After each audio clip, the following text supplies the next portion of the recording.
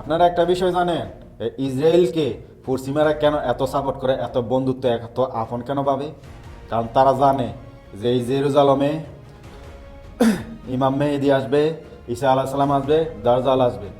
ইহুদি খ্রিস্টান পশ্চিমারা চাইলে এই ইসরায়েলে তাদের পশ্চিমা ইউরোপের মধ্যে বসবাস করাইতে পারতো, স্টাবলিশ করতে পারতো, কিন্তু তারা জানে যে এই মধ্যে প্রাচ্যের মধ্যে তাদের প্রভুরা আসবে।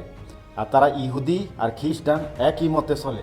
ইসরায়েল যা করব তা অন্যায় হোক আর ন্যায় হোক সাপোর্ট করব, একই সমান তালে ওপেন হোক আর গোপেন হোক। আর আমরা মুসলিম জাতি আছে না, আমরা মতবেতার মধ্যে গেছি যে এশিয়া সুন্নি।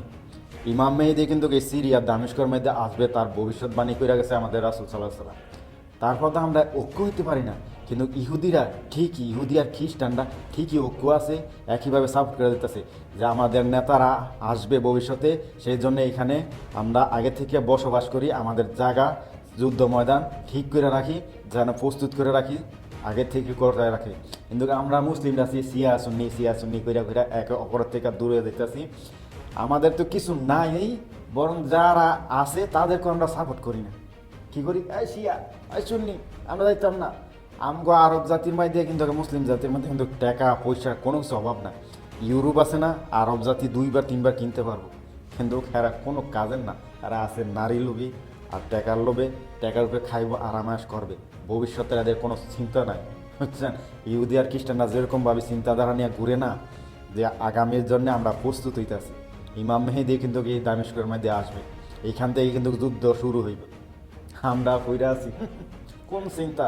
আমাদের হুজুর খাজুরটা একবারে উল্টাপাল্টা ফতুয়া দিয়া দিয়া মানুষকে বিভ্রান্ত করে রাখে। এগুলা যে কবে মানুষ হইবে আর ঐক্য হবে আল্লাহ জানে।